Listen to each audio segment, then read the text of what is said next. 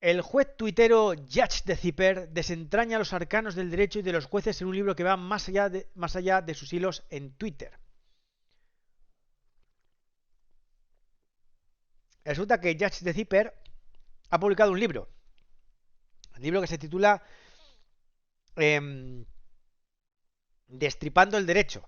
Vale, bueno, él comenta en la entrevista bueno, que el nombre de Judge the Zipper viene de Jack the Ripper, pero quiso poner Judge the Ripper, pero para no, como The Ripper sonaba un poco agresivo, pues lo cambió por una Z y se quedó con Judge the Zipper. Y tiene de avatar, el avatar es el doctor, eh, lo pone por aquí, el doctor Thomas Neil Cream, ¿vale? Un médico escocés, uno de los sospechosos de ser Jack the Ripper, el auténtico Jack the Ripper. Buenas tardes, Sampum, bienvenido. Vale, bueno, y entonces, bueno, pues en la entrevista comenta algunas cosas que comenta en su libro, que bueno, a ver si lo puedo leer, porque, joder, macho, tengo... sí, sí, mi lista de lecturas solo se hace más grande. Que vamos a comentar porque es muy, muy, muy interesante. Vale, dice el entrevistador, tengo que decirle que su libro me ha sorprendido porque también se moja. Por ejemplo, cuando se refiere a los automatismos en la policía a la hora de detener a un sospechoso de violencia de género, y es crítico con ello, y lo explica. Y dice Judge de Zipper, en un principio yo no quería mojarme, quería explicar las cosas, hacer divulgación, esto es lo que hay y ya está. Al final me he mojado en algunos temas cuando he tenido muy claro qué mensaje quería transmitir, porque tengo una opinión muy reflexionada, muy consolidada. Digo, esto es lo que opino yo, y lo hago en 3 o 4 temas concretos. Este es uno de ellos. La policía en general funciona con estos automatismos. Los jueces también los tenemos, aunque en menor medida, porque somos conscientes de que no podemos pasar la pelota al tejado de nadie. En una ocasión tuve una conversación muy reveladora con quien entonces era el jefe del servicio de atención a la mujer en mi partido judicial. Nuestras directrices son detener siempre y que sea el juez el que decida, me dijo. Algo absurdo. Nosotros, los jueces, no podemos pasar el testigo al siguiente relevista. A nosotros nos corresponde resolver esta cuestión sobre el criterio jurídico y la realidad. También me pasa con la institución del jurado. Tengo una opinión muy pensada, muy consolidada y estoy en contra. Bueno, aquí tenemos a un juez, otro juez, hablando de las detenciones automáticas en materia de violencia de género. ¿Vale? Ya teníamos la sentencia del pegamento en la vagina, ¿vale? En la que se habla del cierto automatismo en las, en las detenciones, ¿vale? Que es un juez diciéndolo en una sentencia condenatoria, sentencia penal. Aquí tenemos otro juez que también lo dice, ¿vale? Que lo ha publicado en su libro, ¿vale? Pues necesitáis, pues aquí nos dicen, eso de las detenciones y hay una investigación primero y tal. Aquí tenemos otra referencia más, ¿vale? No son los centenares y miles de testimonios. Aquí tenemos otra otra referencia más que podemos utilizar. Y eso siempre se agradece. Porque ahora, pues, y luego sigue más abajo hablan de la presunción de inocencia, también muy interesante. Tampoco elude otro de los temas de mayor actualidad, el del consentimiento y la ley del solo sí es sí. Señala que, desde los códigos penales del siglo XIX, dicho concepto era el elemento nuclear, y mucho más en el actual, de 1995, en el que está comprendido dentro del capítulo de delitos contra la libertad e indemnidades sexuales. Y recuerda que la intención primigenia en la reforma del consentimiento con la reforma del solo sí es sí afectaba de forma directa la presunción de inocencia.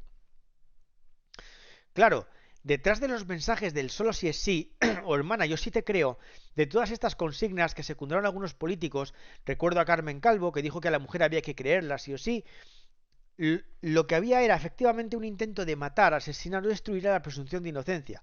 La denuncia de la víctima tenía que pasar a verdad. Y la persona acusada tenía que defenderse de la acusación probando su inocencia, invirtiendo el actual sistema de garantías. Básico.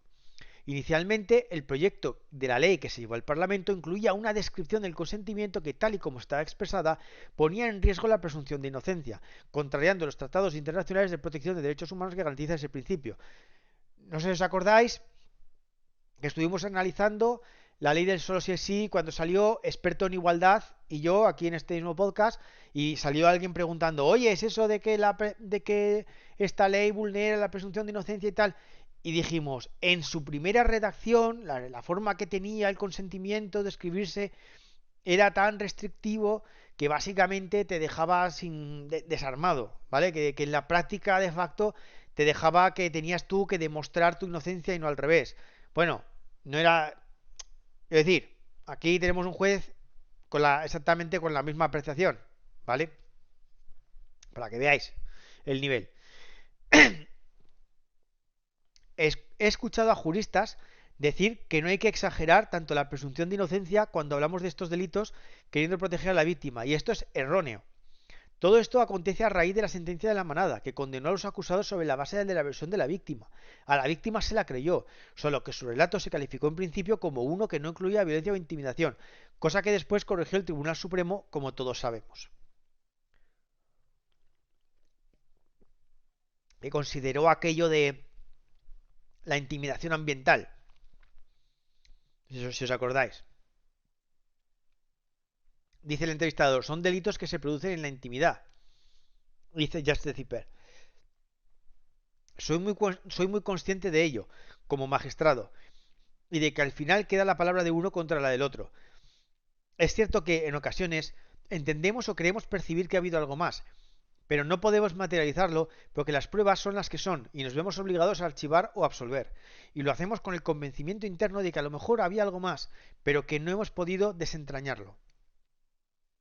La presunción de inocencia es un elemento nuclear del Estado de Derecho y democrático que disfrutamos. Es la piedra angular de los derechos humanos. Si no estamos dispuestos a pagar ese precio, lo que posiblemente acabaremos pagando será un precio todavía mayor y más grave, que es un Estado totalitario, donde los derechos humanos pueden no ser respetados según qué delitos y donde cualquier persona, por ser objeto de una denuncia, corre el riesgo de ser encarcelada. Así es.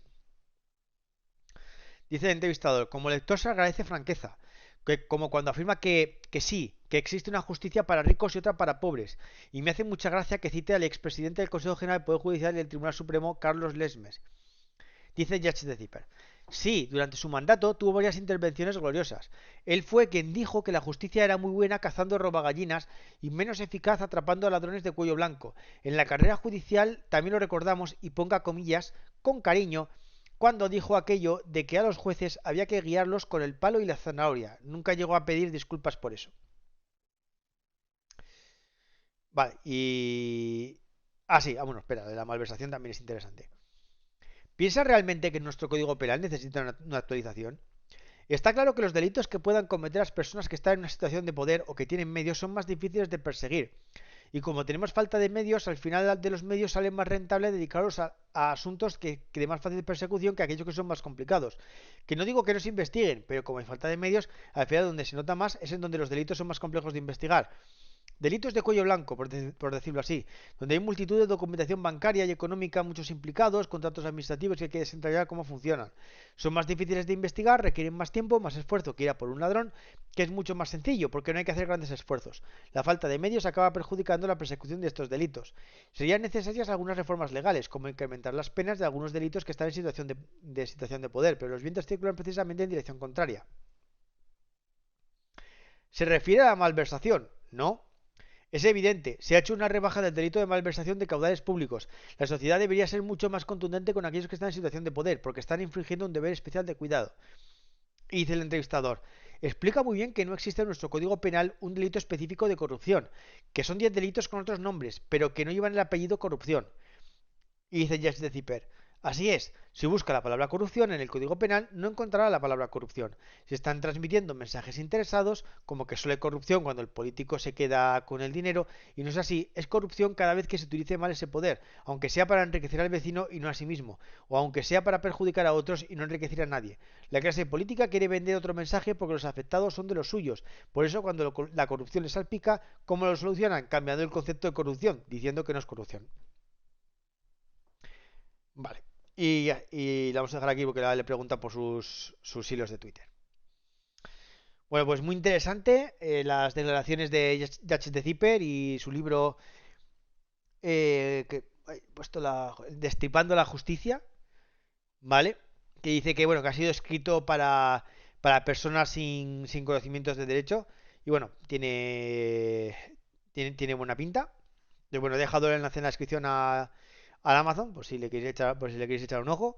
A mí él no me está pagando nada, ¿eh? Yo le hago la publicidad porque o sea, el libro por las declaraciones que vierte en la entrevista que son muy, muy interesantes, ¿vale? Porque, bueno, pues colinda con temas que tratamos en este podcast y tal, pero bueno, ya aprovechando, pues eso.